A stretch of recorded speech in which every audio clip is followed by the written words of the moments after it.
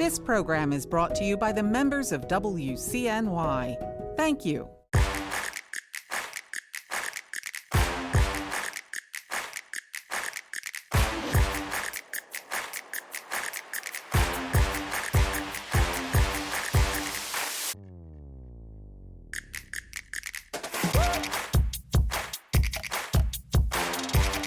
Welcome, America, to Balancing Act, the show that aims to tame the political circus of two-party politics. I'm John Katko. This week, the housing affordability crisis and what's being done about it. In the center ring, Zillow's chief economist, Misha Fisher, will fill us in. On the trapeze, Congressional Housing Subcommittee members Emmanuel Cleaver and Monica Dela Cruz will discuss the Housing for the 21st Century Act and what it means for house hunters. Plus, I'll give you my take. But first, let's walk the tightrope.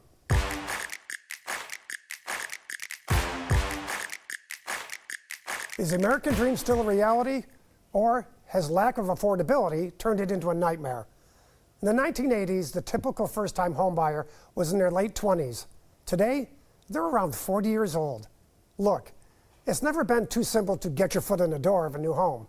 In 1981, the 30-year fixed mortgage rate hit a staggering 18.63%. But the cost of an average home was around $60,000, and wages generally kept pace with prices.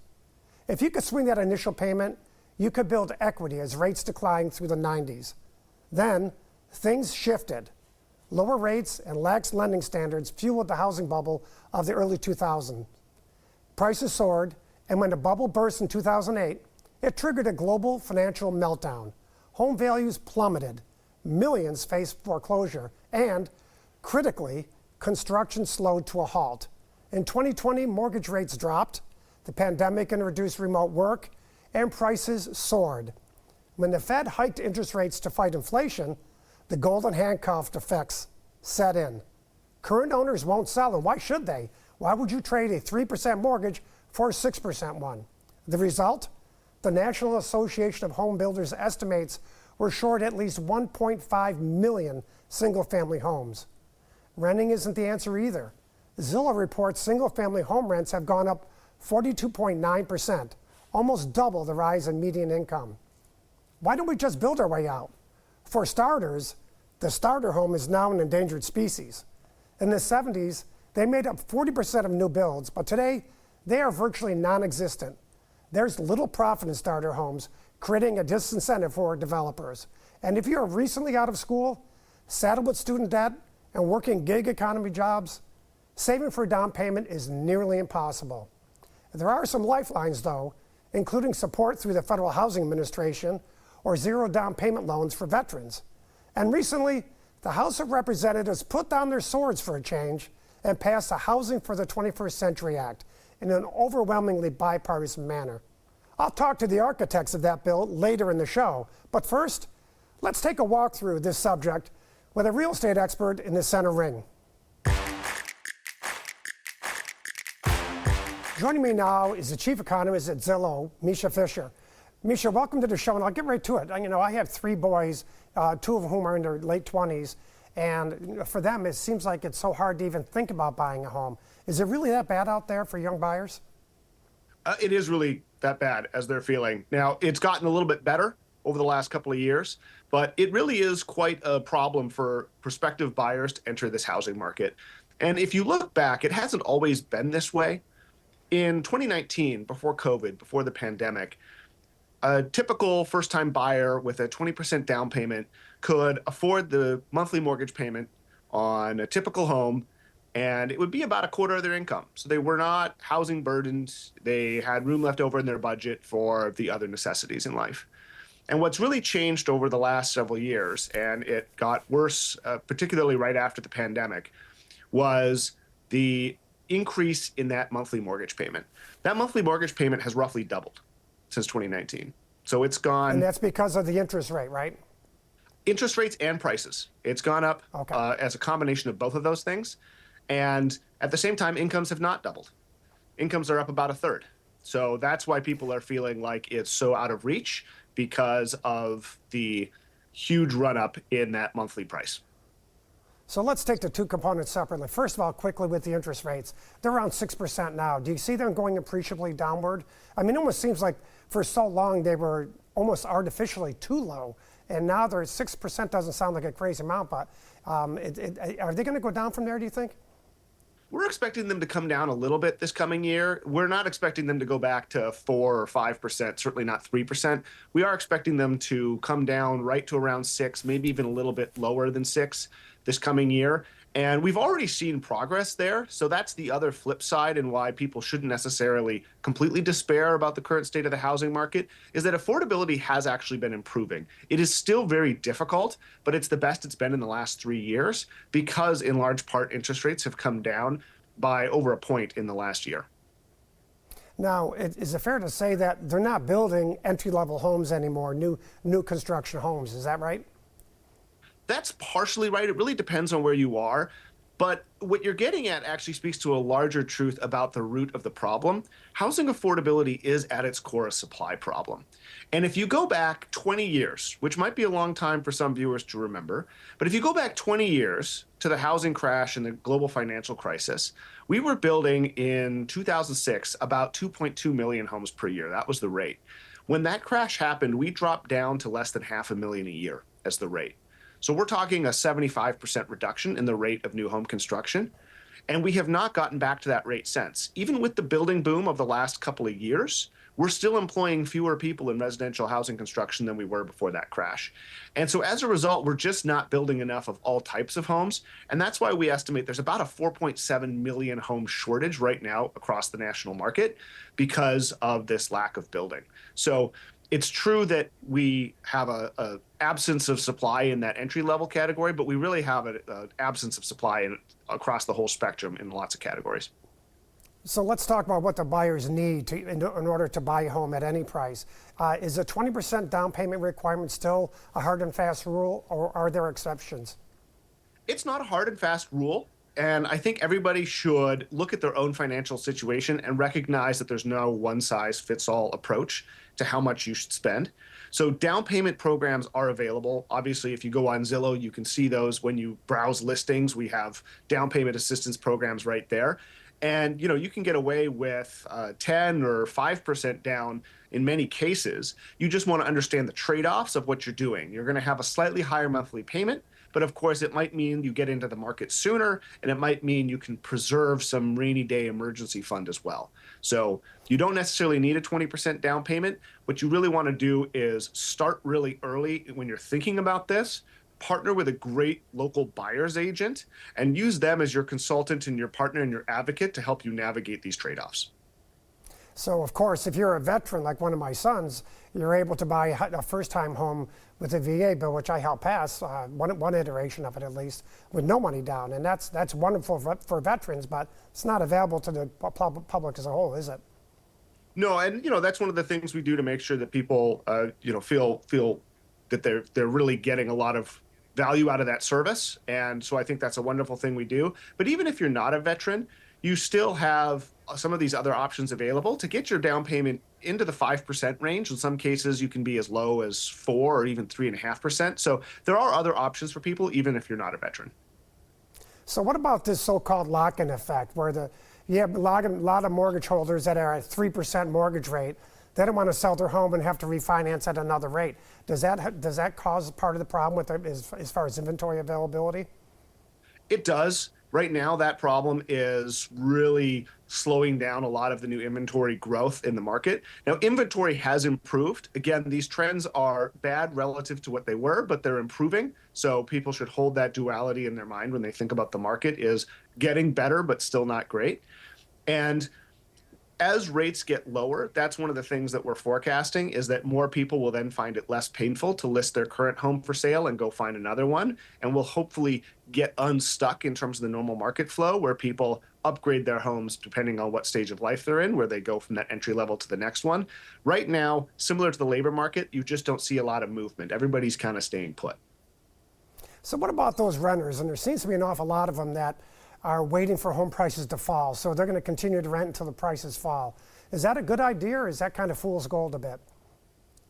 It really depends on one's personal situation. And so if you're a renter and you're in the stage of life where you think you're going to move again in 6 months or 12 months or switch cities, or you haven't formed a family yet and you're still exploring what you want to do, renting can be a great choice, right? And we shouldn't understate that.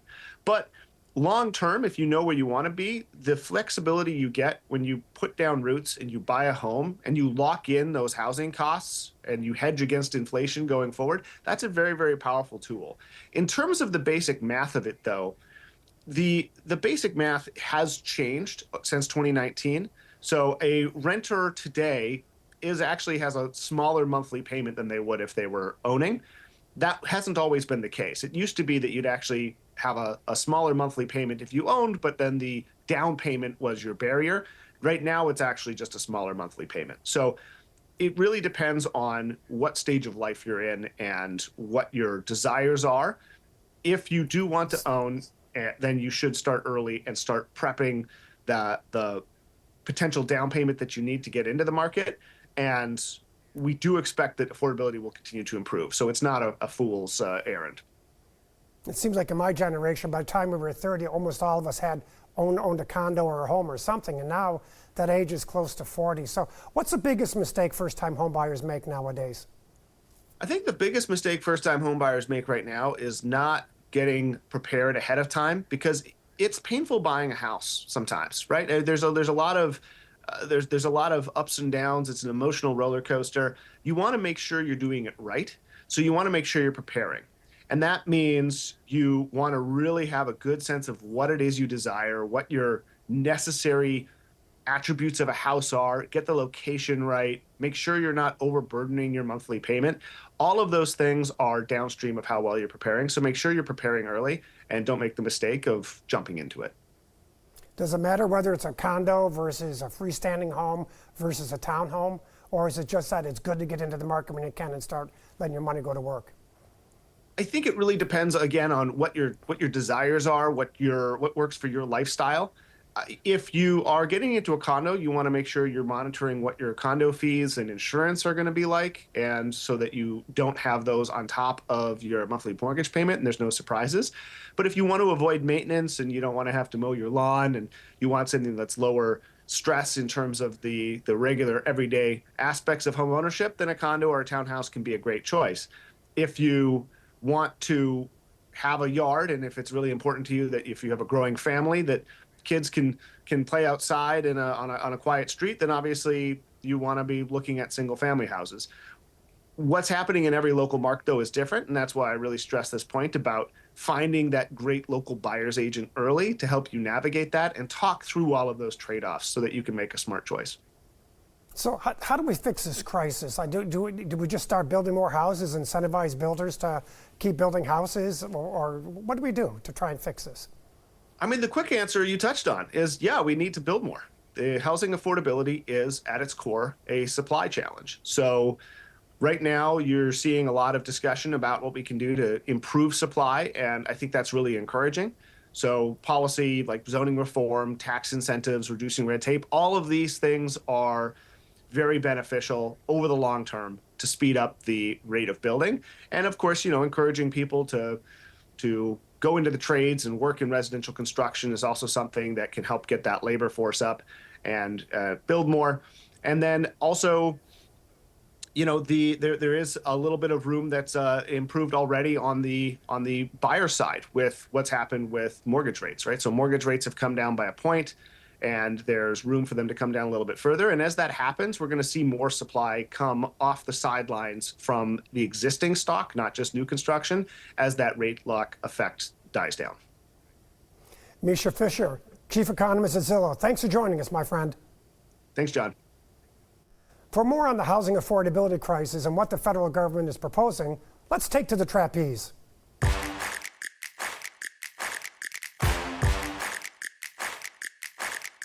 Passed the House by a staggering 390-9 margin, the Housing for the 21st Century Act now has to make its way through the Senate. It's a rare moment of bipartisan unity aimed at solving the national housing crisis. Here to break down the details are two of the bill's architects, Missouri Democrat Emanuel Cleaver, the ranking member of the Housing Committee, and Texas Republican Monica de la Cruz, Vice Chair of the Financial Services Committee. Welcome to you both, my friends. Folks, the housing crisis has been brewing for years. Why this bill now? The housing crisis is arguably the #1 domestic issue facing us. And I think we put things aside. I mean, those of us who pull the oars of significant legislation don't have time to rock the boat. So we got together and worked on a piece of legislation, Mike Flood and I. And this is like 2 weeks after we went into this session. We went out and had dinner together and started moving and talking about housing and legislation. He was the new chair of the committee, and we hit it off quite well and put some legislation together that will take away a lot of the burdensome components that frighten developers and builders away. So I feel very good about it. I think the Senate will have a difficult time not going along with a vote that was so lopsided. So Monica, you played a role in this as well. What role did you play and why? Well, I am very excited about the 21st Century Act because, as Mr. Cleaver says, this is an issue all over America. The reason I'm very excited about it is it has 3 key provisions that came from 3 bills that I initiated and sponsored. One of them has to do with the FHA loan limits and modernizing those loan limits. Can you believe it's been 20 years since the loan limits have been modernized? And what this ultimately is going to mean is that more families will get housing because of that. And in addition to that, it's going to really reflect the true cost for our builders, or that our builders incur. The second provision that is mine is one that has USDA, the VA, and the Veterans Association working together so that when a veteran applies for a mortgage, they will immediately know what loan products are out there for them. And this is transformational for our veterans. And of course, last but not least, and I'm sorry, that was for veteran loans. The third thing is the coordination between HUD, the VA, and USDA. And what that just does is streamline the communication process to make it easier to gain loans. To pass the bill, there had to be compromise. What is one thing each of you had to concede that you wish was in the bill? Well, we actually wanted to make sure, if possible, that we would be able to get some funds in this legislation that would allow us to expand the Section 8 program. Those are certificates that are given to individuals who are either low income or no income, where they are able to get on-site housing, which means in public housing section of the city, or housing that would be scattered site. So we weren't able to get it in the legislation. In terms of getting... Emmanuel, I know in my hometown, the Section 8 backlog is horrendous. So that's something, maybe you can keep working on down the road. Monica, is there something that you would like to have seen in the bill that you weren't able to get in that you're going to keep working on? Well, I think there are a lot of great initiatives in this bill that will actually positively affect all Americans. It's going to get Americans into housing faster. It's going to cut burdensome regulation. It's also going to help our community banks increase their loans. And at the end of the day, what we want to do is lower costs for all families. And I'm glad that we were able to work in a bipartisan manner in order to get this done. So, Emmanuel, go ahead, Emmanuel, please, go ahead. Interrupt you because what you just said about Section 8 reminded me, you and I had a bill on Section 8 a couple of years ago. I remember that, my friend. Yeah, 3 or 4 years ago. We were able to work together. I think, and I appreciate you for the fact that you always wanted to try to get bipartisan legislation. We weren't able to get that across the finish line, but I appreciate the fact that we were able to work together. Yeah, so Emmanuel and Monica, I'll go back to you real quick here, briefly. The regulatory barriers, you touched on it. Is there any other regulatory barriers that you addressed in this bill that helps make it a little bit easier to move things along? Well, I think there are so many great parts of this bill. And, you know, when you have a bipartisan bill, we often say that when someone walks away from the bill just a little bit unhappy, but mostly happy, then it's a win for everybody. And I think at the end of the day, Americans want to see more housing options. They want to see lower costs. We want a market-driven product, which will stimulate the economy. And this 21st Century Act does that. It gets our banks involved by increasing the opportunity for increased mortgage lending. So at the end of the day, I think this is a win-win-win situation. So, yeah, Emmanuel, zoning, that's been an issue, a big issue as far as new construction goes. Are there any changes in store for zoning in the bill? It inhibits development, but we're still struggling with that issue because the question always comes: do you want to do what Houston has done, which is essentially eliminate all zoning? And I think our committee came to the conclusion we didn't want to go into those dangerous waters, but streamlining HUD regulations and EPA regulations will encourage developers to venture into the federal funding of housing a lot easier because now we substantially streamlined the Environmental Protection Agency participation. For example, we have some land where the houses used to exist, and they've gone through the whole process with EPA, the phase 1 study, that is studying the soil and so forth.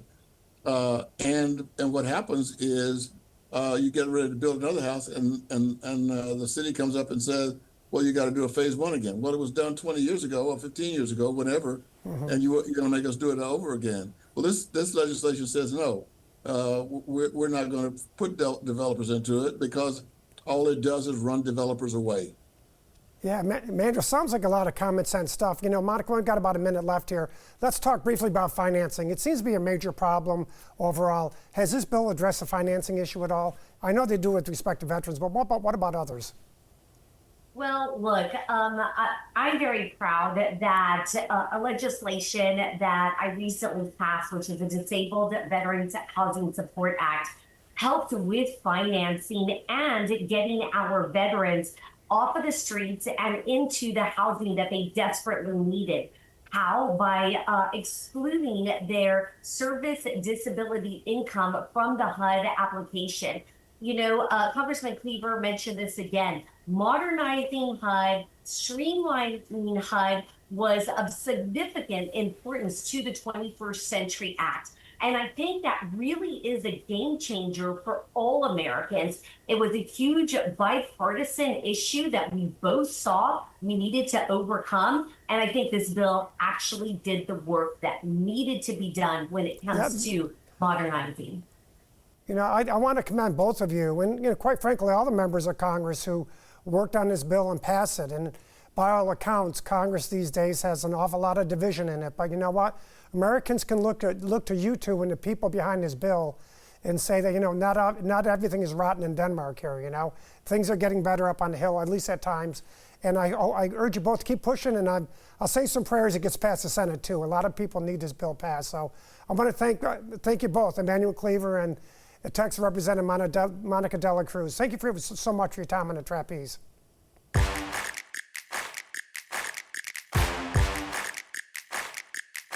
The American dream of the last century always seemed to include at its core buying a home and building equity.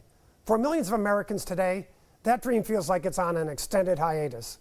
With fewer available starter homes, first-time buyers are being pushed towards older homes right when inventory is tight, prices have surged and interest rates are higher. Many younger Americans feel like homeownership is a dream that has been dashed.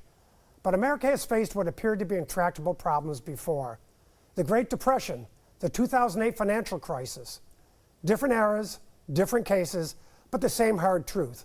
When the ground shifts beneath the economy, families feel it first and they feel it hard. And that's the bad news.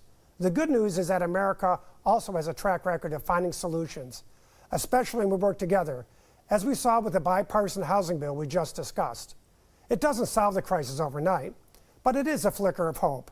And if that flicker becomes a flame, and we fan the flame of consensus around practical steps to expand housing and restore affordability, I believe that we can reignite the American dream and transform it into the American dream come true. And I hope you agree. And that's my take. That's all for this week, folks. To send in your comments for the show, or to see Balancing Act extras and exclusives, follow us on social media or go to balancingactwithjohnkatko.com. Thanks for joining us, and remember, in a circus that is politics, there's always a balancing act. I'm John Katko. We'll see you next week, America.